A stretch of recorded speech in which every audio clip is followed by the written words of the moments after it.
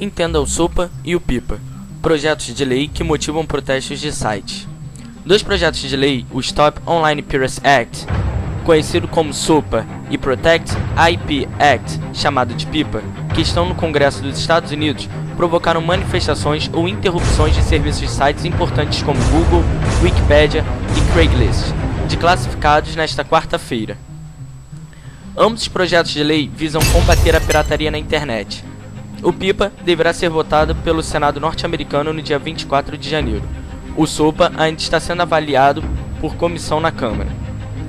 No SUPA, a proposta é ter penas de até 5 anos de prisão para os condenados por compartilhar conteúdo pirata por 10 ou mais vezes ao longo de 6 meses.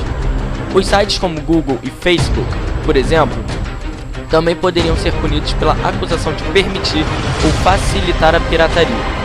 A pena seria o encerramento dos serviços e banimento de provedores de internet, sistemas de pagamento e anunciantes em nível internacional. Pela lei, qualquer site pode ser fechado apenas por ter conexão com outro site suspeito de pirataria a pedido do governo do EUA ou dos geradores de conteúdo.